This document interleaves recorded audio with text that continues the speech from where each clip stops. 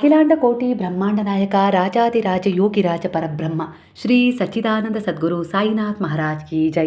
ಗುರುವಿನ ಪಾದಾರವಿಂದಗಳಿಗೆ ವಂದಿಸುತ್ತಾ, ನಮಸ್ತೆ ಸ್ನೇಹಿತರೆ, ಹೇಗಿದ್ದೀರಾ? ತುಂಬ ಚೆನ್ನಾಗಿದ್ದೀರಾ ಅಂತ ಹೇಳಿ ಅಂದ್ಕೊಳ್ತೀನಿ. ಹಾಗೆ ಬ್ಲಸ್ ಕೂಡ ಮಾಡ್ತೀನಿ. ಹಾಗಾದರೆ ಇಂದಿನ ಎನರ್ಜಿ ನಿಮ್ಮ ಎನರ್ಜಿಗೆ ಕನೆಕ್ಟ್ ಆಗುತ್ತಾ? ಯಾವ ರೀತಿ ನಿಮ್ಮ ಮನಸ್ಸಿಗೆ ತಕ್ಕ ಹಾಗೆ ಉತ್ತರ ಸಿಗುತ್ತೆ, ಹಾಗೆ ಬ್ಲೆಸ್ಸಿಂಗ್ ಕೂಡ ಸಿಗುತ್ತೆ, ಹಾಗೆ ನೀವು ಅನೇಕ ರೀತಿಯ ವಿಚಾರಗಳಿಂದ ಯಾವ ರೀತಿ ಹೀಲ್ ಆಗ್ತಾ ಇದ್ದೀರಾ, ಈಗಿನ ಮನಸ್ಥಿತಿಗೆ ಈ ಎನರ್ಜಿ ಯಾವ ರೀತಿ ಉತ್ತರ ಕೊಡ್ತಾ ಇದೆ? ಹಾಗಾದರೆ ಸ್ನೇಹಿತರೆ, ಎಂದಿನಂತೆ ಇದೊಂದು ಟೈಮ್ಲೆಸ್ ಜನರಲ್ ರೀಡಿಂಗ್ ಆಗಿರುತ್ತೆ. ಹಾಗೆ ಇದು ಕನೆಕ್ಟಿವ್ ಎನರ್ಜಿಯಲ್ಲಿರುತ್ತೆ. ಯಾವ ಸಮಯದ ಎನರ್ಜಿ ಪ್ರಕಾರ ನೀವು ಈ ರೀಡಿಂಗ್ನ ನೋಡ್ತಾ ಹೋಗ್ತೀರೋ ಖಂಡಿತವಾಗಿ ಈ ಎನರ್ಜಿ ನಿಮ್ಮ ಎನರ್ಜಿಗೆ ಕನೆಕ್ಟ್ ಆಗುತ್ತೆ. ಮೊದಲನೇದಾಗಿ ಬಾಬಾ ನಿಮಗೆ ಇಲ್ಲಿ ಯಾವ ಸಂದೇಶವನ್ನು ಕೊಡ್ತಾ ಇದ್ದಾರೆ? ಬಾಬಾರವರ ಸ್ಮರಣೆಯನ್ನು ಮಾಡಿ, ಹಾಗೆ ದೀರ್ಘವಾದ ಉಸಿರನ್ನು ನಿಧಾನವಾಗಿ ಒಳಗೆ ತಗೊಳ್ತಾ ನಿಧಾನವಾಗಿ ಉಸಿರನ್ನು ಹೊರಗೆ ಹಾಕ್ತಾ ಬಾಬಾರವರನ್ನು, ನೀವು ನಂಬಿದ ದೈವಶಕ್ತಿಯನ್ನು, ಈ ಪ್ರಕೃತಿಯ ಶಕ್ತಿಯನ್ನು ನೆನಪು ಮಾಡ್ಕೊಳ್ಳಿ, ಸ್ಮರಣೆ ಮಾಡ್ಕೊಳ್ಳಿ.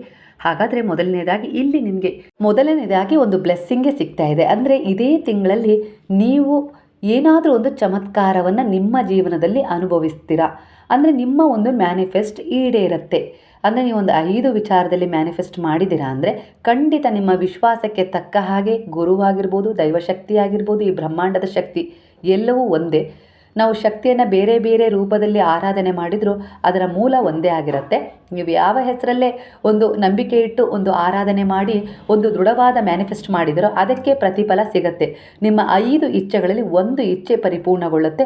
ಕೆಲವರ ಎನರ್ಜಿಗೆ ಈಗಾಗಲೇ ನೀವು ಏನು ಮ್ಯಾನಿಫೆಸ್ಟ್ ಮಾಡಿದ್ರಲ್ಲ ಆ ಆಸೆ ಪೂರ್ಣಗೊಂಡಿದೆ. ಅದರಿಂದ ನೀವೀಗ ತುಂಬ ಸಂತೋಷವಾಗಿದ್ದೀರಾ. ಕೃತಜ್ಞತಾ ಪೂರ್ವಕವಾಗಿ ಗುರುವಿಗಾಗಿರ್ಬೋದು, ಹಾಗೆ ಅದಕ್ಕೆ ಕಾರಣರಾದವರಿಗೆ ನೀವು ಒಂದು ಕೃತಜ್ಞತೆಯನ್ನು ಸಲ್ಲಿಸಿದ್ರ. ಈ ಒಂದು ಕೃತಜ್ಞತಾ ಭಾವ ಮತ್ತಷ್ಟು ನಿಮ್ಮ ಜೀವನದಲ್ಲಿ ಒಳ್ಳೆಯದನ್ನು ತರುತ್ತೆ. ಹಾಗೆ ಕೆಲವರ ಎನರ್ಜಿ ಪ್ರಕಾರ ಈ ತಿಂಗಳು ನಿಮ್ಮ 3 ಇಚ್ಛೆಗಳು ಕೈಗೂಡ್ತವೆ. ಮ್ಯಾನಿಫೆಸ್ಟ್ ಮಾಡಿ, ನಂಬಿಕೆಯಿಂದ ಮಾಡಿ, ಅದರಲ್ಲೂ ಈ ದಿನ 11 ಗಂಟೆ 11 ನಿಮಿಷಕ್ಕೆ ಮಾಡಿದರೆ ಇನ್ನೂ ಒಳ್ಳೆಯದು. ನಿಮಗೆ ನೆನಪಿಡೋಕ್ಕೆ ಆಗೋದಿಲ್ಲ ಅಂದರೆ ಅದನ್ನು ಬರೆದಿಟ್ಬಿಡಿ. ಆಗಿದೆ ಅನ್ನೋ ರೀತಿಯಲ್ಲಿ ಪ್ರೆಸೆಂಟ್ ಟೆನ್ಸಲ್ಲಿ ಬರೆದುಬಿಡಿ. ಅಂದರೆ 2026 ನಾನು ಒಂದು ಕಾರನ್ನು ಖರೀದಿ ಮಾಡಿದ್ದೇನೆ, 2026ರಲ್ಲಿ ನಾನು ಒಂದು ಗಂಡು ಮಗುವಿಗೆ ಜನ್ಮವನ್ನು ಕೊಟ್ಟಿದ್ದೇನೆ, ಈ ರೀತಿಯಾಗಿ ನನ್ನ ವಿವಾಹ ಆಗಿದೆ ಅನ್ನೋ ರೀತಿಯಲ್ಲಿ ಪ್ರೆಸೆಂಟ್ ಟೆನ್ಸಲ್ಲಿ ಬರೆದಿಟ್ಟ ತಕ್ಷಣ ಆಗೋದಿಲ್ಲ, ಪ್ರಯತ್ನವೂ ಇರಬೇಕು, ಅದ್ರ ಜೊತೆ ನಂಬಿಕೆನೂ ಇರಬೇಕು. 3 ಎನರ್ಜಿಗಳು ಒಂದೇ ಇರಬೇಕು ಅಂದರೆ ಮಾತ್ರ ನೆರವೇರುತ್ತೆ. ಅಂದರೆ ನಂಬಿಕೆ ಇರಬೇಕು, ದೃಢವಾದ ವಿಶ್ವಾಸ ಇರಬೇಕು, ಅದನ್ನು ಅನುಭವಕ್ಕೆ ತಗೊಳ್ಬೇಕು. ಹಾಗೆ ಈ ಒಂದು ನಂಬಿಕೆ ಎನರ್ಜಿಯಲ್ಲಿ ನೀವು ಅದನ್ನು ಬರಿಬೇಕು. ಹಾಗೆ ದಿನನಿತ್ಯ ಅದನ್ನು ನೋಡಬೇಕು, ಅದು ಆಗಿದೆ ಅನ್ನೋ ರೀತಿಯಲ್ಲಿ ಫೀಲ್ ಕೂಡ ಮಾಡಬೇಕು.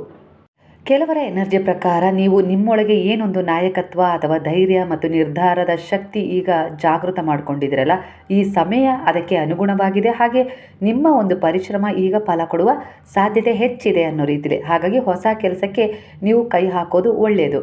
ಅಧಿಕಾರ ಆಗಿರ್ಬೋದು, ಅಂದರೆ ನಿಮ್ಮದೇ ಆಗಿರೋದು ಯಾರೋ ಕಿತ್ಕೊಂಡಿದ್ದಾರೆ ಅಂದರೆ ಅದನ್ನು ಹಿಂತಿರುಗಿ ಪಡ್ಕೊಳ್ಳೋಕ್ಕೆ ನೀವು ಈ ಸಮಯದಲ್ಲಿ ಮುಂದುವರಿಬೋದು. ಆ ವಿಚಾರದಲ್ಲಿ ಕೈ ಹಾಕ್ಬೋದು ದೃಢವಾದ ವಿಶ್ವಾಸದಿಂದ. ಗುರುವಿನಲ್ಲಿ ಮೊದಲು ಅದನ್ನು ಸಮರ್ಪಣೆ ಮಾಡಿ ನಂತರ ಆ ವಿಚಾರದಲ್ಲಿ ಮುಂದುವರಿಬೇಕು. ನಾನೇ ಮಾಡ್ಕೊಳ್ತೀನಿ ಅನ್ನೋದಕ್ಕಿಂತ ನಿನ್ನಲ್ಲಿ ನಾನು ಶರಣಾಗಿದ್ದೀನಿ, ನನಗಿದು ಇಷ್ಟ ಇದೆ, ಅದನ್ನು ನೆರವೇರಿಸಿಕೊಡು ಅನ್ನೋ ರೀತಿಯಲ್ಲಿ ನೀವು ಶರಣಾದರೆ ಖಂಡಿತವಾಗಿಯೂ ಅದು ಆಗತ್ತೆ ಅನ್ನೋ ರೀತಿಯಲ್ಲಿ ಕಾಣಿಸ್ತಾ ಇದೆ. ಯಾವುದೇ ರೀತಿ ಒಂದು ವಿಚಾರ ಆಗಿರ್ಬೋದು, ಒಂದು ಸಂಬಂಧದಲ್ಲೇ ಏನೊಂದು ಏರಿಳಿತಗಳಾಗಿ ನಿರ್ಣಯ ತಗೊಳ್ಳೋಕ್ಕಾಗ್ತಾ ಇಲ್ಲಲ್ಲ, ಆ ವಿಚಾರದಲ್ಲೂ ಕೂಡ ನೀವು ಈ ರೀತಿ ಮಾಡ್ಬೋದು. ಖಂಡಿತ ಮುಂದುವರಿಬೋದು ಈ ಸಮಯದಲ್ಲಿ. ಹಾಗೆಯೇ ಒಂದು ಕೆಲಸದ ವಿಚಾರದಲ್ಲಿ ಒಂದು ಮಾತುಕತೆ ಅತ್ಯಂತ ಶುಭವನ್ನು ತಂದುಕೊಡುತ್ತೆ. ಒಂದು ವ್ಯಾಪಾರದಲ್ಲಿ ಒಂದು ಮಾತುಕತೆ ಕೂಡ ಈ ಸಮಯದಲ್ಲಿ ಅತ್ಯಂತ ಶುಭವನ್ನು ತಂದುಕೊಡುತ್ತೆ.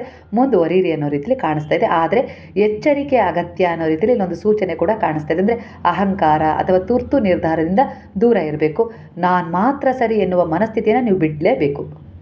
ಈ ಸಮಯ ನಿಮ್ಮದೇ ಆಗಿದ್ದರೂ ಕೂಡ ನೀವು ಹೀಲಿಂಗ್ ಮಾಡಿಕೊಳ್ಳೇಬೇಕು ಕೆಲ ವಿಚಾರಗಳಿಂದ. ಅಂದರೆ ನಾನು ಅನ್ನೋದು, ಇಲ್ಲ ನಾನೇ ಮಾಡಿದೆ ಅನ್ನೋದು, ಈ ರೀತಿ ಒಂದು ನಿಮಗೆ ನೀವೇ ನಂಬಿಕೆ ತುಂಬಿಕೊಳ್ಬೇಕೆ ಹೊರತು ಅಹಂಕಾರ ಪಡಬಾರ್ದು. ಆಗ ಅಹಂಕಾರ ಎಲ್ಲೋ ಒಂದು ರೀತಿಯಲ್ಲಿ ಮತ್ತೊಂದು ಪಾಠಕ್ಕೆ ನಿಮ್ಮನ್ನು ತಲುಪಿಸುತ್ತೆ, ಗುರಿ ಮಾಡುತ್ತೆ ಅನ್ನೋ ರೀತಿಯಲ್ಲಿ ಕಾಣಿಸ್ತಾ ಇದೆ ಎನರ್ಜಿ. ಅಂದರೆ ನಾನು ಅನ್ನೋದಕ್ಕಿಂತ ನಿಮ್ಮದೇ ಎಲ್ಲ ದೇವರೇ ಅನ್ನೋ ರೀತಿಯಲ್ಲಿ ನೀವು ಶರಣಾದರೆ ಅದಕ್ಕೆ ನಿಮಗೆ ವಿಶೇಷವಾದ ಸ್ಥಾನಮಾನ ಗೌರವವೇ ಸಿಗುತ್ತೆ ಅನ್ನೋ ರೀತಿಯಲ್ಲಿ ಇಲ್ಲಿ ಬರ್ತಾ ಇದೆ. ಸಂಬಂಧಗಳಲ್ಲಿ ಸ್ವಲ್ಪ ಸಹನೆ ಬೇಕು ಸರಿ ಆಗಲಿಕ್ಕೆ, ಸ್ವಲ್ಪ ಸಮಯ ಕೊಡಿ. ಹಾಗೆ ಸ್ವಲ್ಪ ಮೌನವನ್ನು ತಗೊಳ್ಳಿ. ಹಾಗೆ ನಿಮ್ಮ ಒಂದು ಪಾಸಿಟಿವ್ ಎನರ್ಜಿ ಅವರನ್ನು ಬದಲಾವಣೆ ಮಾಡುತ್ತೆ. ನಿಮ್ಮ ಮನಸ್ಸು ಕೆಲವು ಬಾರಿ ಚಂಚಲತೆಯಲ್ಲಿ ನಿರ್ಧಾರ ತಗೊಳ್ಳೋಕ್ಕೆ ಮುಂದುವರೆದ್ರೂ ಕೂಡ ನಿಮ್ಮ ಹೃದಯ ಹೇಳುತ್ತೆ ಸ್ವಲ್ಪ ಯೋಚಿಸು ಅಂತ ಹೇಳಿ. ಹಾಗಾಗಿ ಆ ಮಾತನ್ನು ನೀವು ಕೇಳಲೇಬೇಕು. ಹಳೆಯ ನೋವು ಕಾಡ್ತಾ ಇದೆ, ಇಲ್ಲ ಯಾರೋ ಬಿಟ್ಟು ಹೋದ ನೆನಪು ಕಾಡ್ತಾ ಇದೆ, ಇನ್ಯಾವುದೇ ರೀತಿ ಒಂದು ಹಳೆಯ ವಿಚಾರಗಳು ನಿಮಗೆ ನೋವು ಕೊಡ್ತಾ ಇದ್ದಾವೆ ಅಂದರೆ ಅವುಗಳನ್ನು ನೀವು ಬಿಡಲೇಬೇಕು ಈ ಸಮಯದಲ್ಲಿ. ಈಗ ನೀವು ಯಾವುದೋ ಒಂದು ದೊಡ್ಡ ನಿರ್ಧಾರವನ್ನು ತಗೊಳ್ಳೋದಕ್ಕಿಂತ ಮೊದಲು ಒಂದು ಯೋಜನೆ ಮುಖ್ಯವಾಗಿದೆ, ಧ್ಯಾನ ಮುಖ್ಯವಾಗಿದೆ, ನಿಮ್ಮ ಮನಸ್ಸಿಗೆ ವಿಶ್ರಾಂತಿ ಅತಿ ಮುಖ್ಯವಾಗಿದೆ. ಹಾಗಾಗಿ ಮೌನಕ್ಕೆ ಶರಣಾಗಿ ಸ್ವಲ್ಪ ವಿಶ್ರಾಂತಿಯನ್ನು ತಗೊಳ್ಳಿ. 1-2 ದಿನ ನೀವು ಸ್ವಲ್ಪ ಮೌನವಾಗಿರಿ, ಧ್ಯಾನ ಮಾಡಿ, ಹಾಗೆ ವಿಶ್ರಾಂತಿ ಮುಖ್ಯವಾಗಿ ತಗೊಳ್ಳಿ. ಆಗ ಆ ಅತಿ ದೊಡ್ಡ ನಿರ್ಧಾರದಲ್ಲಿ ನೀವು ಒಂದು ಸಫಲತೆಯನ್ನು ಕಾಣ್ತೀರಾ. ಯಾಕೆ ಈ ಎನರ್ಜಿ ಬರ್ತಾ ಇದೆ ಇಲ್ಲಿ ಅಂದರೆ, ನಿಮ್ಮ ಜೀವನದಲ್ಲಿ ಅತಿ ದೊಡ್ಡ ಒಂದು ತಿರುವು ಹತ್ತಿರದಲ್ಲೇ ಇದೆ. ನೀವು ಸರಿಯಾದ ದಾರಿಯಲ್ಲೇ ಇದ್ದೀರಾ. ಹಾಗಾಗಿ ಆತುರ ಬೇಡ. ನಾನು ಮಾಡಿದೆ, ನನ್ನಿಂದನೇ ಆಯಿತು ಅನ್ನುವ ಅಹಂಕಾರ ಮೊದಲೇ ಬೇಡ ಅನ್ನೋ ರೀತಿಯಲ್ಲಿ ಬರ್ತದೆ. ಹಾಗೆ ಯಾರೋ ಇಲ್ಲಿ ನಿಮ್ಮನ್ನು ಕೆಲವರು ತಡೀತಾ ಇದ್ದಾರೆ ಅಂದರೆ ಅಲ್ಲಿ ಸ್ವಲ್ಪ ನೀವು ಯೋಚಿಸಿ ನಂತರ ಮುಂದುವರಿರಿ. ಅಂದರೆ ಅವರ ಎನರ್ಜಿ ಎಲ್ಲೋ ನೀವು ಮುಂದೆ ಹೋಗೋದ್ರಿಂದ, ಇಲ್ಲ ನೀವು ಮುಂದೆ ಏನೋ ಒಂದು ಮಾಡೋದನ್ನು ಅವ್ರು ತಡಿಬೇಕು ಅಂತೇಳಿ ಪ್ರಯತ್ನಿಸ್ತಾ ಇದ್ದಾರೆ. ಆದರೆ ಅವರ ಎನರ್ಜಿಯನ್ನು ನೀವೇ ಇಲ್ಲಿ ತಡಿಬೇಕು. ಅಂದರೆ ನಿಮ್ಮ ಯೋಜನೆಯನ್ನು ನೀವು ಪೂರ್ಣಗೊಳಿಸ್ಕೊಳ್ಬೇಕು. ಅದರ ಸಿದ್ಧತೆ ಮನಸ್ಸಲ್ಲೇ ಇರಬೇಕು ಯೋಜನೆಯೊಂದಿಗೆ. ಆದರೆ ಅವ್ರಿಗೆ ಅನ್ನಿಸ್ಬೇಕು ನೀವು ಅದರಲ್ಲಿ ಮುಂದುವರಿತಿಲ್ಲ ಅಂತೇಳಿ. ಅಂದರೆ ಅಷ್ಟರ ಮಟ್ಟಿಗೆ ಅವ್ರ ಮನಸ್ಸಲ್ಲಿ ನಿಮಗೋಸ್ಕರ ಏನೊಂದು ಹಾವಿ ಮಾಡಬೇಕು ಅನ್ನೋ ಭಾವನೆ ಇತ್ತಲ್ಲ, ಅದು ಸ್ಥಗಿತಗೊಳ್ಬೇಕು. ಇವರು ಆ ವಿಚಾರದಲ್ಲಿ ಅಷ್ಟಾಗಿ ತಲೆ ಕೆಡಿಸ್ಕೊಳ್ತಾ ಇಲ್ಲ, ಮುಂದೆ ಹೋಗಲ್ಲ ಅಂದರೆ ಅವ್ರು ಏನು ಅಂದ್ಕೊಂಡಿದ್ದಾರೋ ಆ ಕೆಲಸವನ್ನು ಕೈ ಬಿಟ್ಟಿದ್ದಾರೆ ಅನ್ನೋ ರೀತಿಯಲ್ಲಿ ಅವ್ರಿಗೆ ಅನ್ನಿಸ್ಬೇಕು. ಆದರೆ ನೀವು ಆ ವಿಚಾರದಲ್ಲಿ ಒಳಗಿನಿಂದಲೇ ಒಂದು ಮುಂದೆ ಹೋಗಬೇಕು ಅನ್ನೋ ರೀತಿಯಲ್ಲಿ ಕಾಣಿಸ್ತದೆ. ಅವ್ರಿಗೆ ಅದನ್ನು ತೋರಿಸ್ಕೊಳ್ಳೋದು ಬೇಡ. ಅವರು ಇವರು ಅಂತಲ್ಲ, ನಿಮಗೆ ಗೊತ್ತಾಗತ್ತೆ ನಿಮ್ಮ ಎನರ್ಜಿಗೆ ಅದು ಕನೆಕ್ಟ್ ಆಗುತ್ತೆ. ಆ ಎನರ್ಜಿ ಇವರೇ ಅಂತ ಹೇಳಿ ಅಂಥವರ ದೃಷ್ಟಿಯಿಂದ ನೀವು ಸ್ವಲ್ಪ ದೂರ ಇರಿ, ಅವರನ್ನು ದೂರ ಇಡಿ. ನಿಮ್ಮ ಕೆಲಸದಲ್ಲಿ ನಿಮ್ಮ ಗುರಿಯತ್ತ ನೀವು ಮನಸ್ಸು ಮಾಡಿ ದೃಢವಾದ ನಂಬಿಕೆಯೊಂದಿಗೆ ಮುಂದೆ ಹೋಗಿ ಅವರನ್ನು ತಡೀರಿ, ಅವರ ಎನರ್ಜಿಯನ್ನು ತಡೀರಿ. ಈ ರೀತಿಯಾಗಿ ಬುದ್ಧಿವಂತಿಕೆಯಿಂದ ಮಾಡಬೇಕಾಗಿರೋ ಕೆಲಸವನ್ನು ಒಂದು ಆಯುಧವನ್ನು ಬಳಸಿ ಮಾಡಬೇಕು ಅಂತಲೇ ಇಲ್ಲ, ಎತ್ತರದ ಧ್ವನಿಯಲ್ಲಿ ಮಾಡಬೇಕು ಅಂತಲೇ ಇಲ್ಲ, ಜಗಳ ಮಾಡಿ ಆ ಸಮಸ್ಯೆಯಿಂದ ಹೊರಗೆ ಬರಬೇಕು ಅಂತ ಇಲ್ಲ. ಈ ರೀತಿ ಮೌನವಾಗಿ ಕೆಲವು ಬುದ್ಧಿವಂತಿಕೆಯ ಒಂದು ನಿರ್ಧಾರಗಳನ್ನು ತಗೊಳ್ಳೋದ್ರ ಮೂಲಕ ಅವರ ಎನರ್ಜಿನ ತಡಿಬೋದು ಅಂತ ಕೆಪಾಸಿಟಿ ನಿಮ್ಮಲ್ಲಿದೆ. ಹಾಗೆ ಇಲ್ಲಿ ನೀವು ಗುರುವಿನ ಪಾದಗಳಲ್ಲಿ ದೃಢವಾದ ವಿಶ್ವಾಸವಿಟ್ಟು ಶರಣಾಗಿದ್ದೀರಾ, ಅವರ ಶರಣದಲ್ಲಿ ಇದ್ದೀರಾ ಅಂದರೆ ನಿಮಗೆ ಹಂತ ಹಂತವಾಗಿ ಸಮಯಕ್ಕೆ ಸರಿಯಾಗಿ ಮಾರ್ಗದರ್ಶನ ಸಿಗ್ತಾ ಹೋಗುತ್ತೆ. ಯಾಕಂದರೆ ಆ ವಿಚಾರ ಇರೋದೇ ಹಾಗೆ, ಅದರ ಎನರ್ಜಿನೇ ಅಂತ ಪವರ್ಫುಲ್. ಯಾಕಂದರೆ ಈಗ ನಿಮ್ಮ ತಂದೆ ತಾಯಿಯ ಹಿಡಿತದಲ್ಲಿ ನೀವಿದ್ದು ಸಣ್ಣವರಿದ್ದಾಗ ಅವ್ರು ಹೇಳಿದ್ದನ್ನು ಎಲ್ಲ ರೀತಿಯಲ್ಲೂ ನೀವು ಪಾಲಿಸ್ತಾ ಬಂದರೆ ಅವರ ಬ್ಲೆಸ್ಸಿಂಗು ಸಿಗುತ್ತೆ. ಹಾಗೆ ಅವರಿಗೂ ಖುಷಿ ಆಗುತ್ತೆ, ಅವರ ಎನರ್ಜಿ ಪಾಸಿಟಿವ್ ಆಗಿ ಥಿಂಕ್ ಮಾಡುತ್ತೆ. ಹಾಗೆ ನಿಮ್ಮ ಬಗ್ಗೆ ಅವರು ಸಂಪೂರ್ಣವಾಗಿ ನಿಮ್ಮ ಪ್ರತಿ ಭಾರವನ್ನು ಅವರು ಭರಿಸಲಿಕ್ಕೆ ಸಿದ್ಧರಾಗಿದ್ದಾರೆ. ನಿಮ್ಗೆ ಏನು ಬೇಕು ಏನು ಬೇಡ ಎಲ್ಲದರ ಕಾಳಜಿ ಎಲ್ಲವನ್ನು ಪ್ರೇಮದಿಂದ ಮಾಡ್ತಾ ಹೋಗ್ತಾರೆ. ಅದೇ ರೀತಿ ನೀವು ಕೂಡ ಈ ಸಮಯದಲ್ಲಿ ನಿಮ್ಮ ಒಂದು ಭಾವನೆಗಳಾಗಿರ್ಬೋದು, ಇಲ್ಲ ಒಂದು ನಿರ್ಧಾರಗಳನ್ನಾಗಿರ್ಬೋದು, ಯಾವ ವಿಚಾರದಲ್ಲಿ ಮುಂದುವರಿಬೇಕು ಆ ವಿಚಾರಗಳನ್ನು ಗುರುವಿನ ಪಾದಗಳಲ್ಲಿಟ್ಟು ನಮ್ರತೆಯಿಂದ ಶರಣಾಗಿದ್ದೀರಾ. ಹಾಗಾಗಿ ನಿಮಗೆ ಏನು ಬೇಕೋ ಅದು ಸಿಗುತ್ತೆ. ಕಾಲಕ್ಕೆ ಸರಿಯಾಗಿ ಸಮಯಕ್ಕೆ ಸರಿಯಾಗಿ ಅನುಕೂಲತೆಯನ್ನು ನೋಡಿಕೊಂಡು ಕೊಡ್ತಾರೆ. ಯಾವ ಸಮಯಕ್ಕೆ ಅದು ನಿಮಗೆ ಸಿಗಬೇಕೋ ಅದು ಸಿಕ್ಕೇ ಸಿಗುತ್ತೆ. ಆ ನಂಬಿಕೆಯಿಂದ ಪ್ರಾಮಾಣಿಕ ಪ್ರಯತ್ನ ನೀವು ಮಾಡ್ತಾ ಹೋಗಿ ಅನ್ನೋ ರೀತಿಯಲ್ಲಿ ಇಲ್ಲಿ ಕಾಣಿಸ್ತಾ ಇದೆ. ಯಾರ ಮಾತಿಗೂ ಕಿವಿಗೊಡಬೇಡಿ. ಯಾಕಂದರೆ ಈಗ ಈ ಸಮಯದಲ್ಲಿ ನಿಮ್ಮ ಉದ್ದೇಶ, ನಿಮ್ಮ ಶರಣಾಗತಿಯ ಭಾವ ಪರಿಶುದ್ಧವಾಗಿದೆ. ಅದರ ಜೊತೆ ಅಹಂಕಾರ ಇಲ್ಲ, ಅಹಂ ಅನ್ನೋದಿಲ್ಲ, ಎಲ್ಲವೂ ನೀನೇ ಅನ್ನೋ ರೀತಿಯಲ್ಲಿ ಶರಣಾಗಿದ್ದೀರಾ. ಹಾಗಾಗಿ ಇಲ್ಲಿ ನಿಮಗೆ ನೀವೇ ಮಾರ್ಗದರ್ಶನ ಮಾಡ್ತಿದ್ದೀರಾ. ಹಾಗಾಗಿ ನಿಮ್ಮ ಜೀವನದಲ್ಲಿ ನೀವು ಯಾವ ಉದ್ದೇಶವನ್ನು ಇಟ್ಕೊಂಡಿದ್ರೋ ಅದು ಈಡೇರುತ್ತೆ. ಹಾಗೆ ನಿಮ್ಮ ಅಣ್ಣನಿಂದ ಆಗಿರ್ಬೋದು, ಇಲ್ಲ ತಮ್ಮನಿಂದ ಆಗಿರ್ಬೋದು, ಇಲ್ಲ ಒಂದು ಅಕ್ಕನಿಂದ ಆಗಿರ್ಬೋದು, ಯಾವ ರೀತಿ ಒಂದು ಸಮಸ್ಯೆ ನಿಮ್ಮ ಜೀವನದಲ್ಲಿ ಬಂದಿತ್ತಲ್ಲ ಅದು ಸ್ವಲ್ಪ ಅತಿರೇಕಕ್ಕೆ ಹೋಗಿತ್ತು. ಅದು ಏನಾಗ್ಬಿಡುತ್ತೋ ಅನ್ನೋ ರೀತಿಯಲ್ಲಿ ಭಯಭೀತರಾಗಿದ್ದರೆ ಕೆಲವರ ಎನರ್ಜಿಯ ಪ್ರಕಾರ ನಿಮಗೆ ಹೆದರಿಸಿದ್ರು, ಇಲ್ಲ ಅವ್ರಿಗೆ ಏನು ಶಿಕ್ಷೆ ಆಗಬೇಕೋ ಅದು ಆಗತ್ತೆ ಅನ್ನೋ ರೀತಿಯಲ್ಲೂ ಕೂಡ ಅದನ್ನು ಕೂಡ ನೀವೆಲ್ಲ ಒಂದು ರೀತಿಯಲ್ಲಿ ಪಾಸಿಟಿವ್ ಆಗಿ ತೊಗೊಂಡಿದ್ರಿ. ಆದರೆ ನೀವು ಪಾಸಿಟಿವ್ ಆಗಿ ತೊಗೊಂಡಿದ್ರಿಂದನೇ ಆ ಸಮಸ್ಯೆ ಅತಿರೇಕಕ್ಕೆ ಹೋಯಿತು. ಇಲ್ಲ ಅಂದರೆ ನಿಮ್ಮನ್ನು ಆ ಭಯದಿಂದ ಮುಕ್ತಗೊಳಿಸಲಿಕ್ಕೆ ಒಂದು ಪಾಠವನ್ನು ಕಲಿಸ್ಲಿಕ್ಕೆ ಆ ರೀತಿ ಆಯಿತು. ಆದರೆ ಆ ಸಮಸ್ಯೆ ಈಗ ನಿಧಾನವಾಗಿ ಒಂದು ಒಳ್ಳೆಯ ರೀತಿಯಲ್ಲಿ ಬಗೆಹರಿತಾ ಇದೆ.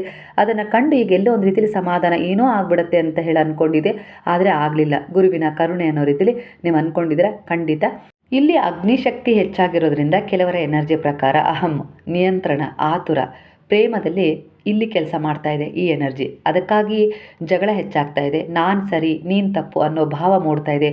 ಒಬ್ಬರು ಇನ್ನೊಬ್ಬರನ್ನ ಎಲ್ಲೋ ಒಂದು ರೀತಿಯಲ್ಲಿ ತಾತ್ಸಾರ, ಇಲ್ಲಾಂದರೆ ಅವರನ್ನು ಕೀಳರಿಮೆಯಿಂದ ನೋಡುವ ಭಾವವನ್ನು ತೋರ್ತಾ ಇದ್ದಾರೆ.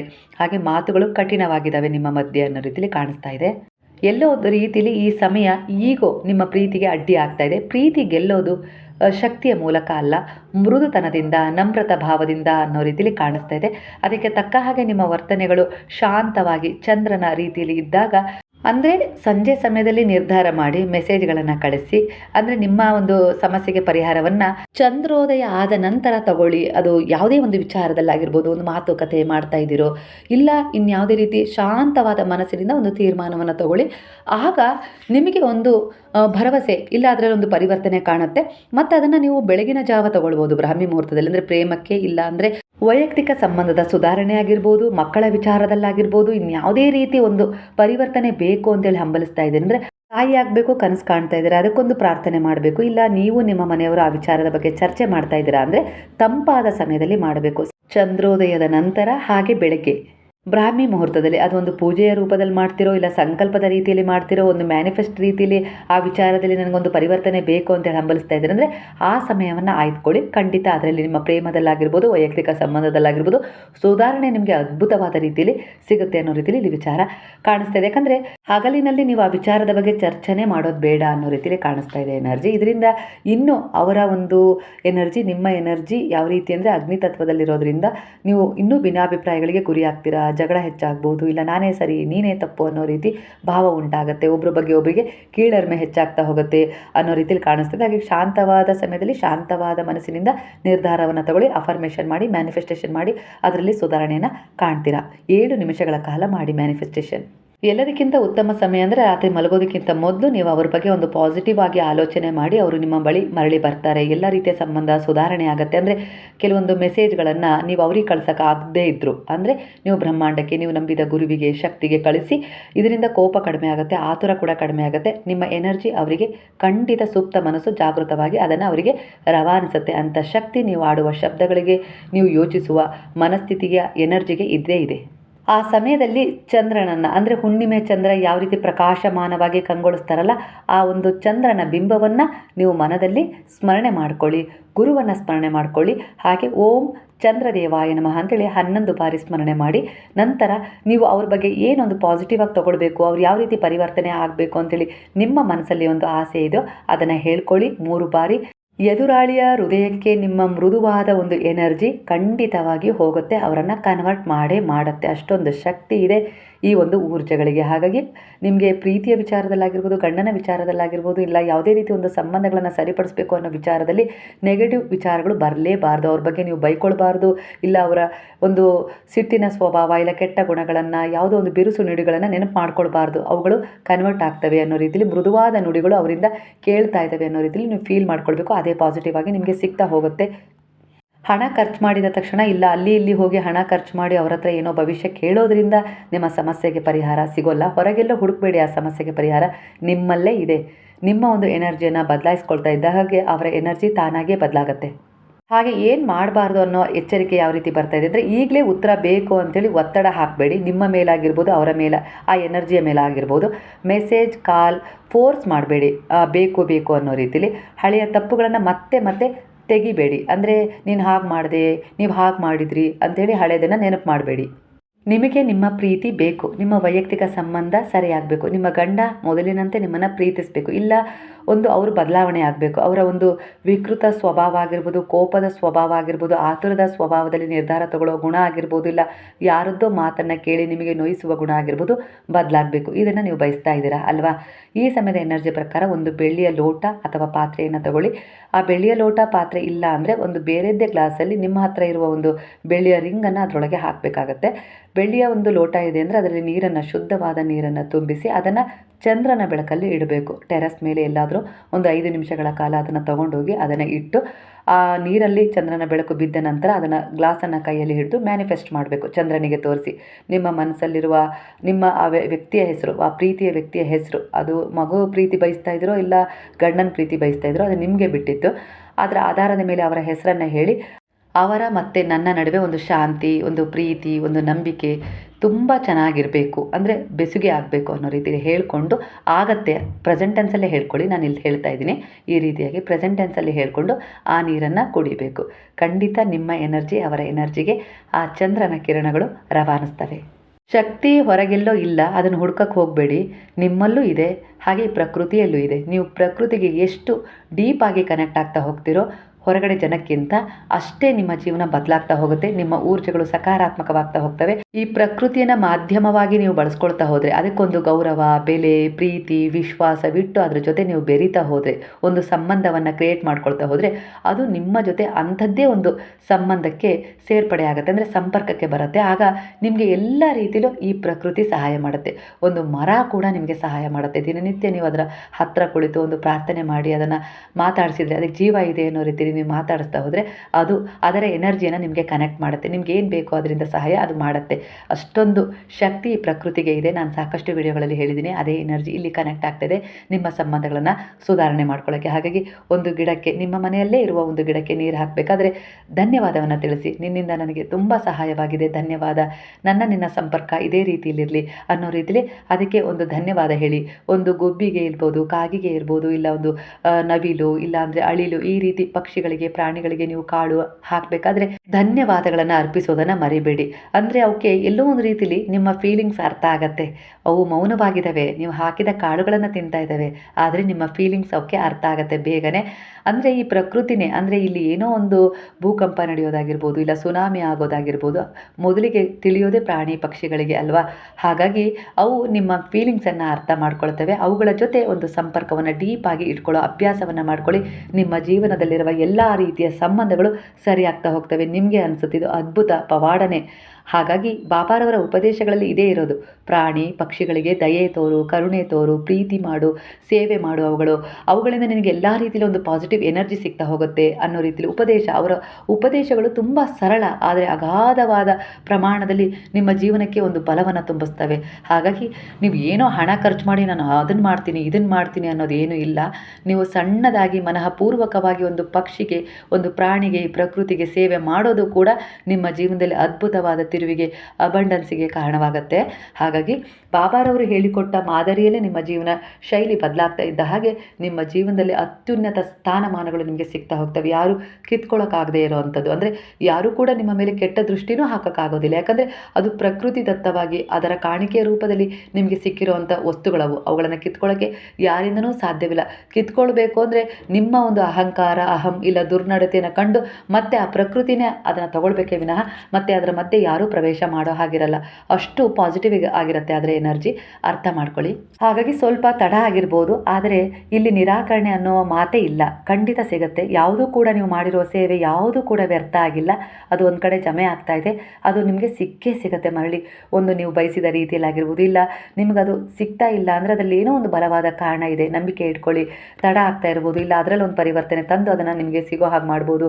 ಇಲ್ಲ ಅಂದರೆ ಅದು ಸಿಗ್ತಾನೆ ಇಲ್ಲ ಅಂದರೆ ಅದರ ಅವಶ್ಯಕತೆ ನಿಮ್ಮ ಜೀವನದಲ್ಲಿ ಒಂದು ಹಾನಿ ಉಂಟು ಮಾಡುತ್ತೆ, ಅದಕ್ಕೋಸ್ಕರ ಅದನ್ನು ತಡೆದಿರ್ಬೋದು. ಅದಕ್ಕಿಂತ ಒಳ್ಳೆಯದನ್ನು ಕೊಡಲಿಕ್ಕೆ ಒಂದು ಯೋಜನೆ ನಡೆಸ್ತಾ ಇರ್ಬೋದು ಅನ್ನೋ ರೀತಿಯಲ್ಲಿ ಇಲ್ಲಿ ಕಾಣಿಸ್ತಾ ಇದೆ. ಹಾಗಾಗಿ ಯಾವುದೇ ರೀತಿ ನೀವು ಕುಗ್ಬೇಡಿ.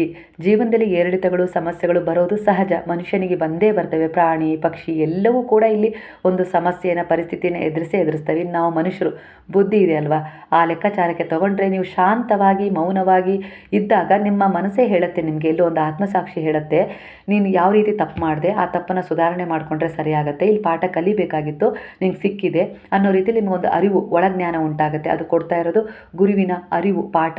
ಒಟ್ಟಾರೆಯಾಗಿ ಆಧ್ಯಾತ್ಮಿಕ ಪಯಣದಲ್ಲಿ ನೀವು ಇದ್ದೀರಾ ಅಂದರೆ ಒಂದು ಸೇಫ್ ಆದ ದಾರಿ ಅದು. ಅಂದರೆ ನಿಮಗೆ ಭಗವಂತನ ಕಡೆ ಕರ್ಕೊಂಡು ಹೋಗೋಕ್ಕೆ ಅದು ಒಂದು ಮಾರ್ಗದರ್ಶನ, ಒಂದು ಮಾರ್ಗ, ಒಂದು ಸೇತುವೆಯಾಗಿ ಕಾರ್ಯನಿರ್ವಹಿಸ್ತಾ ಇದೆ. ಇದರ ಜೊತೆಗೆ ನಿಮ್ಮ ಭೌತಿಕ ಸುಖಗಳನ್ನು ನೀವು ಪಡ್ಕೊಳ್ಳೋಕ್ಕೂ ಕೂಡ ಇದು ಸಾಧ್ಯವಾಗುತ್ತೆ. ನಿಮ್ಮ ಅಂತರಂಗವನ್ನು ಕೂಡ ನೀವು ಹೀಲ್ ಮಾಡ್ಕೊಳ್ಳೋಕ್ಕೆ ಸಾಧ್ಯ ಆಗುತ್ತೆ. 2-3 ಬಾರಿ ಇದು ನಿಮಗೆ ಒಂದು ಒಳ್ಳೆಯದನ್ನೇ ಮಾಡುತ್ತೆ. ಯಾವ ರೀತಿ ಅಂದರೆ ನಿಮಗೆ ಒಂದೇ ನೀವು ಭೌತಿಕವಾದ ಸುಖ, ಒಂದು ಸಂಪತ್ತು ಇದರ ಕಡೆ ಗಮನ ಹರಿಸಿದರೆ ನೀವು ಅಂತರಾತ್ಮದ ನೆಮ್ಮದಿಯನ್ನು ಕಳ್ಕೊಳ್ತಾ ಹೋಗ್ತೀರಾ ಎಲ್ಲೋ ಒಂದು ರೀತಿಯಲ್ಲಿ. ಆದರೆ ಆಧ್ಯಾತ್ಮಿಕ ಪಯಣದಲ್ಲಿ ನೀವು ಈ ಸಮಯದಲ್ಲಿ ಇರೋದ್ರಿಂದ ನೀವು ಭೌತಿಕವಾಗಿಯೂ ಸುಖವನ್ನು ಪಡ್ಕೊಳ್ತೀರಾ. ಹಾಗೆ ಆಧ್ಯಾತ್ಮಿಕ ದಾರಿಯ ಒಂದು ಆಶೀರ್ವಾದದಿಂದ ನಿಮ್ಮೊಳಗೆ ನೀವು ಅಂತರಾತ್ಮದಲ್ಲಿ ಶಾಂತಿಯನ್ನು ಕೂಡ ಕಂಡುಕೊಳ್ತೀರಾ. ಒಂದು ನಿಮಗೆ ಪ್ರೌಡ್ ಫೀಲ್ ಆಗುತ್ತೆ. ನೀವು ಮಾಡೋ ಪ್ರತಿಯೊಂದು ವಿಚಾರನೂ ಕೂಡ ಎಲ್ಲೋ ಒಂದು ರೀತಿಲಿ ನಿಮಗೆ ಅದು ತುಂಬ ಸಂತೋಷ ಕೊಡುತ್ತೆ. ಅಂದರೆ ನೀವು ಇವತ್ತು ಬೆಳಗ್ಗೆ ಎದ್ದು ಹೋಗಿ ಏನೋ ಒಂದು ಹಣ ಸಿಕ್ತು, ಇಲ್ಲ ಏನೋ ಒಂದು ಕೊಂಡ್ಕೊಂಡ್ರಿ, ಆದರೆ ಅದಕ್ಕಿಂತ ನೀವು ಯಾರಿಗೋ ಒಬ್ರಿಗೆ ಸಹಾಯ ಮಾಡಿದ್ರಿ, ಒಂದು ಪಕ್ಷಿಗೆ ಆಗಿರ್ಬೋದು, ಇಲ್ಲ ಒಬ್ಬ ಮನುಷ್ಯನಿಗೆ ಆಗಿರ್ಬೋದು, ನೀರಿನ ಸಹಾಯ ಮಾಡಿದರೆ, ಒಂದು ಪಕ್ಷಿಗೇನೋ ಸಹಾಯ ಮಾಡಿದ್ರಿ ಅಂದಾಗ ನಿಮಗೆ ಇವತ್ತು ರಾತ್ರಿ ಮಲಗಬೇಕಾದ್ರೆ ನೀವೊಂದು ಕಾರ್ ತೊಗೊಂಡ್ರೋ, ಇಲ್ಲ ಅಂದರೆ ಏನೋ ಒಂದು ಖರೀದಿ ಮಾಡಿದ್ರೋ ಬಟ್ಟೆನ, ಅದಕ್ಕಿಂತ ಹೆಚ್ಚಾಗಿ ನಿಮಗೆ ರಾತ್ರಿ ಫೀಲ್ ಆಗೋದು ಯಾವ ಎನರ್ಜಿ ಗೊತ್ತಾ? ನೀವು ಒಬ್ರಿಗೆ ಸಹಾಯ ಮಾಡಿದ್ರಲ್ಲ, ಆ ಎನರ್ಜಿ ನಿಮಗೆ ಫೀಲ್ ಆಗುತ್ತೆ ಜಾಸ್ತಿ. ಅಂದರೆ ನಿಮಗೆ ಹೆಮ್ಮೆ ತರಿಸುತ್ತೆ. ಕಾರ್ ಖರೀದಿ ಮಾಡಿದ್ದು ಹೆಮ್ಮೆ ತರಿಸೋದಿಲ್ಲ, ಅದು ಕ್ಷಣಿಕ ಸುಖ ಕೊಟ್ಟರು. ನಿಮಗೆ ನೀವು ಯಾವುದೋ ಒಂದು ಪ್ರಾಣಿಗೆ ಸಹಾಯ ಸಹಾಯ ಮಾಡಿದ್ದು ನಿಮಗೆ ಪದೇ ಪದೇ ನೆನಪು ಬಂದು ನಿಮ್ಮ ಬಗ್ಗೆ ನಿಮಗೆ ಒಂದು ಪ್ರೌಡ್ ಫೀಲ್ ಮಾಡಿಕೊಡುತ್ತೆ. ಅಂಥ ಶಕ್ತಿ ಆಧ್ಯಾತ್ಮಿಕ ಶಕ್ತಿಯಾಗಿದೆ. ಹಾಗಾಗಿ ಅದೇ ಪ್ರಯಾಣದಲ್ಲಿ ನೀವಿದ್ದೀರಾ, ಬಿಲೀವ್ ಮಾಡಿ. ನಂಬಿಕೆ ಕಳ್ಕೊಬಾರ್ದು ಜೀವನದಲ್ಲಿ. ನಂಬಿಕೆ ಇದ್ರೇ ನೀವು ಏನಾದರೂ ಪಡ್ಕೊಳ್ಳೋಕ್ಕೆ ಸಾಧ್ಯ. ಯಾಕಂದರೆ ಇಲ್ಲಿ ಭಗವಂತನ ಅಂಶ ನೀವಾಗಿದ್ದೀರಾ ಅಂದರೆ ನಿಮ್ಮಲ್ಲೂ ಅವರ ಗುಣಗಳಿದ್ದಾವೆ.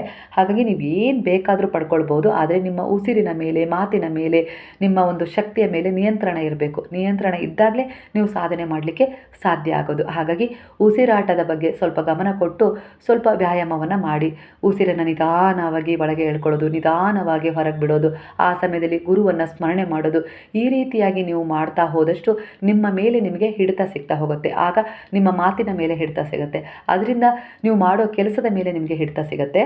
ಖಂಡಿತ ಇದೇ ರೀತಿ ಎನರ್ಜಿ ಇಲ್ಲಿ ಕನೆಕ್ಟ್ ಆಗ್ತಾ ಇದೆ. ಕೆಲವರ ಎನರ್ಜಿ ಪ್ರಕಾರ ಇದು ಪ್ರತಿಯೊಬ್ಬರಿಗೂ ಎನರ್ಜಿ ಕನೆಕ್ಟ್ ಆಗುವಂಥ ವಿಚಾರ ಅಂತ ಕೂಡ ಇಲ್ಲಿ ತಿಳಿತಾ ಇದೆ. ನೀವು ಇದನ್ನು ಸ್ವೀಕಾರ ಮಾಡೋ ರೀತಿಯಲ್ಲಿ ಅದರ ಒಂದು ಪ್ರಗತಿ ನಿಮ್ಮ ಮೇಲೆ ಪರಿಣಾಮ ಬೀರುತ್ತೆ. ಕೆಲವೊಂದು ಸಾರಿ ವಿಳಂಬ ಆಗ್ತಾ ಇದೆ ಯಾವುದೇ ವಿಚಾರದಲ್ಲಿ ಅಂದರೆ ಇಲ್ಲಿ ನಿಮಗೆ ಶಿಸ್ತನ್ನು ಕಲಿಸ್ಲಿಕ್ಕೆ ಬಯಸ್ತಾ ಇದೆ ಒಂದು ಎನರ್ಜಿ. ಅಂದರೆ ನೀವು ಬೆಳಗ್ಗೆ ಬೇಗ ಏಳೋದಾಗಿರ್ಬೋದು, ಒಂದು ಶಿಸ್ತುಬದ್ಧ ಜೀವನ, ಸ್ನಾನ, ಒಂದು ದೀಪಾರಾಧನೆ, ಹಾಗೆ ನಿಮ್ಮ ಕೆಲಸ ಅದರ ಕಡೆ ಗಮನ, ಅಲ್ಲಿ ಒಂದು ಆ ಕೆಲಸವನ್ನು ಪ್ರೀತಿಯಿಂದ ಮಾಡೋದು. ಅದು ಯಾವುದೇ ರೀತಿ ಕೆಲಸ ಆಗಿರ್ಬೋದು, ಪ್ರೀತಿಯಿಂದ ವ್ಯವಹರಿಸೋದು. ಅವರು ಏನೇ ರೀತಿಯ ಒಂದು ಪರಿಣಾಮವನ್ನು ಬೀರಿದ್ರು ಕೂಡ ನಿಮ್ಮ ಶಿಸ್ತು ನಿಮ್ಮನ್ನು ಗೆಲ್ಲಿಸುತ್ತೆ. ಹಾಗಾಗಿ ಇಲ್ಲಿ ನೀವು ಶಿಸ್ತನ್ನು ತಗೊಂಡಷ್ಟು ಗುರುವಿನ ಒಂದು ಪ್ರಭಾವ, ಬಲ ನಿಮ್ಮ ಮೇಲೆ ಹೆಚ್ಚಾಗುತ್ತೆ. ಕೆಲವರ ಎನರ್ಜಿ ಪ್ರಕಾರ ನಿಮ್ಮ ತಾಯಿಯ ಆಶೀರ್ವಾದ ಬಹಳ ಮುಖ್ಯ ಅಂತೇಳಿ ಕಾಣಿಸ್ತಾ ಇದೆ. ಹಾಗಾಗಿ ನಿಮ್ಮ ಒಂದು ಏನೇ ವಿಚಾರ ಇದ್ದರೂ ತಾಯಿ ಇಲ್ಲ ತಂದೆ ಹತ್ರ ಹೇಳ್ಕೊಳ್ಳಿ. ನಿಮಗೆ ಸಾಧ್ಯವಾದರೆ ಅವರ ಮಡಿಲಲ್ಲಿ ತಲೆ ಇಟ್ಟು ಸ್ವಲ್ಪ ಹೊತ್ತು ಮಲಗಿಕೊಳ್ಳಿ. ಹಾಗೆ ಅವರ ಆಶೀರ್ವಾದ ಪಡೆಯದೆ ನೀವು ಎಲ್ಲಿಗೂ ಹೊರಡಬೇಡಿ ಅನ್ನೋ ರೀತಿಯಲ್ಲಿ ಕಾಣಿಸ್ತಾ ಇದೆ.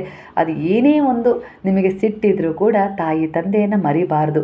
ನೀವೆಷ್ಟು ಅವರನ್ನು ಕಾಳಜಿ ಮಾಡ್ತಿರೋ, ಪ್ರೀತಿ ಮಾಡ್ತಿರೋ, ಅವರ ಒಂದು ನಿಮಗೆ ಸಾಕಿದ ನೆನಪುಗಳನ್ನು ನೆನಪು ಮಾಡ್ಕೊಳ್ತಿರೋ ಅಷ್ಟೇ ನಿಮ್ಮ ಜೀವನದಲ್ಲಿ ಅಡೆತಡೆ ಇಲ್ಲದೆ ನೀವು ಮುಂದೆ ಹೋಗ್ತೀರಾ. ಎಂಥ ಕೆಲಸ ಅಡೆತಡೆಯಿಂದ ನಿಂತಿದೆ ಅಂದರೂ ಕೂಡ ಆ ಕೆಲಸದಲ್ಲಿ ನೀವು ಪ್ರಗತಿಯನ್ನು ಕಾಣ್ತೀರಾ. ಹಾಗೆ ಓದಿನ ವಿಚಾರಕ್ಕೆ ಬಂದರೆ ಕೆಲವರಿಗೆ ನನಗೆ ಓದಿದ್ದು ಮರೆತು ಹೋಗುತ್ತೆ, ನಾನು ಕಾಂಪಿಟೇಟಿವ್ ಎಕ್ಸಾಮ್ ತಗೊಂಡಿದ್ದೀನಿ, ಏನು ಮಾಡಬೇಕು, ನಮ್ಮ ಮಕ್ಕಳಿಗೆ ಓದಿದ್ದೆಲ್ಲ ಮರೆತು ಹೋಗುತ್ತೆ ಅಂದರೆ ನೀವು ಸ್ವಲ್ಪ ರಾತ್ರಿ ಸಮಯದಲ್ಲಿ ಪ್ರಶಾಂತವಾಗಿ ಎಲ್ಲರೂ ಮಲಗಿದ ಸಮಯದಲ್ಲಿ ಒಂದು 3 ಗಂಟೆ ಬ್ರಾಹ್ಮಿ ಮುಹೂರ್ತದಲ್ಲಿ ನೀವೆದ್ದು ಓದೋದ್ರಿಂದ ನಿಮಗೆ ಅತ್ಯಂತ ಶುಭ ಫಲ ಸಿಗುತ್ತೆ. ಹಾಗೆ ರಾತ್ರಿ ಒಂದು 10 ಗಂಟೆ 11 ಗಂಟೆವರೆಗೂ ಓದಿ ಮಲಗೋದ್ರಿಂದ ಶುಭ ಸಿಗುತ್ತೆ. ಹಗಲೊತ್ತು ನಿಮಗೆ ಓದೋದ್ರಿಂದನೇ ಕೆಲವೊಂದು ಸಾರಿ ಮರಿತಾ ಇದೆ ಅನ್ನೋ ರೀತಿಯಲ್ಲಿ ಇಲ್ಲಿ ಕಾಣಿಸ್ತದೆ. ಯಾಕಂದರೆ ನಿಮ್ಮ ಮನಸ್ಸಲ್ಲಿ ಸ್ವಲ್ಪ ಸಂಶಯ ಇದೆ. ಆ ಸಂಶಯ ಎಲ್ಲೋ ಒಂದು ರೀತಿಯಲ್ಲಿ ಅಡೆತಡೆ ಉಂಟು ಮಾಡ್ತಾ ಇದೆ. ಹಾಗಾಗಿ ರಾತ್ರಿಯ ಸಮಯ ಪ್ರಶಾಂತವಾಗಿರುತ್ತೆ. ಆ ಸಮಯದಲ್ಲಿ ನೀವು ಓದೋಕ್ಕೆ ಅಭ್ಯಾಸ ಮಾಡ್ಕೊಳ್ಳಿ. ನಿಧಾನವಾಗಿ ಮನಸ್ಸು ಸ್ಥಿರವಾಗ್ತಾ ಬರುತ್ತೆ. ಆ ಓದಿನಲ್ಲಿ ಸ್ಥಿರತೆ ಹೆಚ್ಚಾಗುತ್ತೆ. ಭಯ, ಒತ್ತಡ ಕಡಿಮೆ ಆಗ್ತಾ ಬರುತ್ತೆ. ಓದಿನಲ್ಲಿ ಕಾನ್ಸಂಟ್ರೇಟ್ ಆಗ್ತಾ ಇಲ್ಲ, ಓದೋಕ್ಕೆ ಕೂತ್ಕೊಂಡಾಗ ನಿದ್ದೆ ಬರುತ್ತೆ, ಮನಸ್ಸು ಚಂಚಲತೆ ಕಡೆ ಜಾರುತ್ತೆ, ಏನು ಮಾಡಬೇಕು ಅಂತಲೇ ಗೊತ್ತಾಗೋದಿಲ್ಲ. ಅಕ್ಷರವನ್ನು ನೋಡಿದಾಗಲೆಲ್ಲ ನನಗೆ ಏನೋ ಒಂಥರ ಆಲಸ್ಯ ಉಂಟಾಗುತ್ತೆ. ಅಂದರೆ ನಿಮ್ಮ ಎಡ ಮೂಗಿನ ಉಸಿರಾಟ 7 ನಿಮಿಷ ಮಾಡಿ. ಅಂದರೆ ಬಲ ಮೂಗಿನ ಹೊಳ್ಳೆಯನ್ನು ಒಂದು ಬೆರಳಲ್ಲಿ ಮುಚ್ಚಿ ಎಡ ಮೂಗಿನಿಂದಲೇ ನೀವು 7 ಬಾರಿ 7 ನಿಮಿಷಗಳ ಕಾಲ ಉಸಿರಾಟವನ್ನು ಮಾಡಬೇಕು. ಇದು ನಿಮ್ಮ ಕಾನ್ಸಂಟ್ರೇಷನ್ನ ಹೆಚ್ಚಿಸುತ್ತೆ.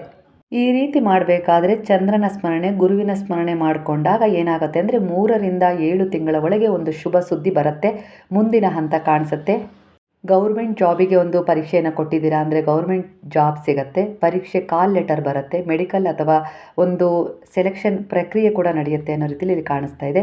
ನಿಮ್ಮ ಶಿಸ್ತು, ಸಹನೆ ಮತ್ತು ನಿಶ್ಶಬ್ದವಾದ ಒಂದು ಪ್ರಯತ್ನ ನಿಮ್ಮನ್ನು ಒಂದು ಗೆಲುವಿನ ಕಡೆ ಕರ್ಕೊಂಡು ಹೋಗುತ್ತೆ. ಹಾಗಾಗಿ ಆ ಸಮಯದಲ್ಲಿ ಯಾರ ಬಗ್ಗೆಯೂ ನೀವು ಚಿಂತಿಸಬಾರ್ದು. ಮನಸ್ಸು ಕೂಡ ಚಂಚಲತೆಗೆ ಜಾರಿದರೆ ಮನಸ್ಸನ್ನು ಈ ರೀತಿಯಾಗಿ ನಾನು ಹೇಳಿದ್ನಲ್ಲ ಅದೇ ರೀತಿ ಸ್ಥಿರತೆಗೆ ತಂದುಕೊಳ್ಬೇಕು. 7 ನಿಮಿಷಗಳ ಕಾಲ ಬಲ ಹೊಳ್ಳೆಯನ್ನು ಮುಚ್ಚಿ ಎಡಗಡ ಹೊಳ್ಳೆಯಲ್ಲಿ ಅಂದರೆ ಮೂಗಿನ ಹೊಳ್ಳೆಯಲ್ಲಿ ಉಸಿರಾಡಬೇಕು. ಆಗ ನಿಮ್ಮ ಉಸಿರಿನ ಮೇಲೆ ನಿಮ್ಮ ನಿಯಂತ್ರಣ ಇರಬೇಕು. ನಿಧಾನವಾಗಿ ನೀವು ಅದನ್ನು ಫೀಲ್ ಮಾಡಬೇಕು. ನಿಮ್ಮಲ್ಲಿರುವ ಒಂದು ನೆಗೆಟಿವ್ ಎನರ್ಜಿ ಆಗಿರ್ಬೋದು, ವಿಚಾರಗಳಾಗಿರ್ಬೋದು, ಅವೆಲ್ಲವನ್ನು ನೀವು ಬಿಡ್ತಾ ಬರಬೇಕು. ಹಾಗೆ ನೀವೇನು ಆಗಬೇಕು ಅಂತ ಬಯಸ್ತಾ ಇದ್ದೀರೋ, ಯಾವುದು ಬೇಕು ಅಂತೇಳಿ ಅಂದ್ಕೊಳ್ತಿದ್ರೋ ಅದೆಲ್ಲವನ್ನು ಒಳಗೆ ನೀವು ತಗೊಳ್ಬೇಕು.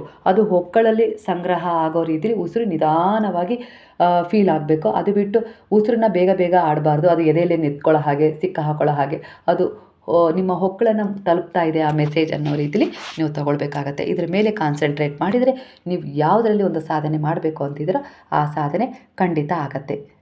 ಮದುವೆಯ ವಿಚಾರದಲ್ಲಿ ಯಾರು ನಿಮ್ಮ ಜೀವನದಲ್ಲಿ ಒಂದು ತೀರ್ಮಾನವನ್ನು ತಗೊಳ್ತಾ ಇದ್ದೀರೋ, ದೈವಿಕ ಒಪ್ಪಂದವಾಗಿದೆ ಈ ಮದುವೆ ಅನ್ನೋದು. ತಡವಾಗ್ತಾ ಇರ್ಬೋದು, ಆದರೆ ಸರಿಯಾದ ವ್ಯಕ್ತಿಯೊಂದಿಗೆ ಆಗಲು ಅದು ಕಾರಣವಾಗಿದೆ ಅನ್ನೋ ರೀತಿಯಲ್ಲಿ ಕಾಣಿಸ್ತಾ ಇದೆ.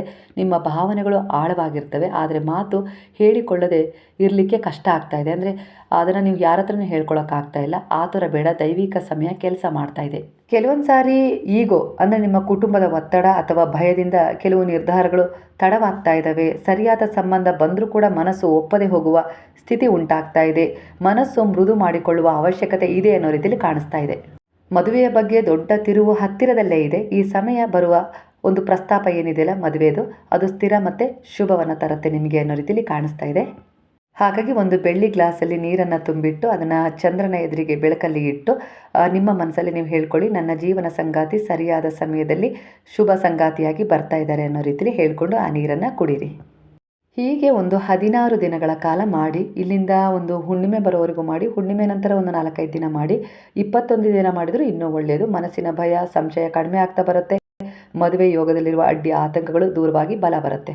ಕೆಲವರ ಎನರ್ಜಿಗೆ 6 ತಿಂಗಳ ಒಳಗೆ ಒಂದು ಶುಭ ಪ್ರಸ್ತಾಪ ಅಥವಾ ನಿಶ್ಚಯ ಸಂಭವಿಸುವ ಯೋಗ ಕೂಡ ಉಂಟಾಗಿದೆ. ಇಲ್ಲಿ ಪಾಸಿಟಿವ್ ಆಗಿ ಯೋಚನೆ ಮಾಡಿ, ಮ್ಯಾನಿಫೆಸ್ಟೇಷನ್ ಮಾಡಿ, ಹಾಗೆ ಗುರುವಿನಲ್ಲಿ ದೃಢವಾದ ನಂಬಿಕೆಯೊಂದಿಗೆ ಶರಣಾಗಿ ನಿಮ್ಮ ಒಳ್ಳೆಯ ಉದ್ದೇಶಗಳ ಕಡೆ ಗಮನ ನಿರಂತರವಾಗಿರಲಿ. ಪ್ರಾಮಾಣಿಕ ಪ್ರಯತ್ನ ಸದಾ ಇರಲಿ. ಎಲ್ಲವೂ ನಿಮ್ಮ ಜೀವನದಲ್ಲಿ ಒಂದು ಬದಲಾವಣೆಯನ್ನು ತರ್ತಾ ಇದ್ದಾವೆ. ಹಾಗಾದರೆ ಸ್ನೇಹಿತರೆ, ಎಂದಿನಂತೆ ಇದೊಂದು ಟೈಮ್ಲೆಸ್ ಜನರಲ್ ರೀಡಿಂಗ್ ಆಗಿತ್ತು. ನಿಮ್ಮ ಎನರ್ಜಿಗೆ ಈ ಎನರ್ಜಿ ಕನೆಕ್ಟ್ ಆಗಿದೆ, ನಿಮ್ಮ ಜೀವನಕ್ಕೆ ಈ ಮಾತುಗಳು ರೆಸೊನೇಟ್ ಆಗಿದೆ ಅಂದರೆ ಕೃತಜ್ಞತಾಪೂರ್ವಕವಾಗಿ ಸಾಯಿರಾಮ್ ಅಂತೇಳಿ ಕಮೆಂಟ್ ಮಾಡೋದನ್ನು ಮರಿಬೇಡಿ. ಹಾಗಾದರೆ ಎಲ್ಲರೂ ಸೇರಿ ಹೇಳೋಣ, ಹರೇ ರಾಮ ರಾಮ ರಾಮ ಹರೇ ಹರೇ, ಹರೇ ಕೃಷ್ಣ ಕೃಷ್ಣ ಕೃಷ್ಣ ಹರೇ ಹರೇ, ಹರೇ ಸಾಯಿ ಸಾಯಿ ಸಾಯಿ ಹರೇ ಹರೇ, ಹರೇ ಬಾಬಾ ಬಾಬಾ ಬಾಬಾ ಹರೇ ಹರೇ, ಹರೇ ದತ್ತ ದತ್ತ ಹರೇ ಹರೇ.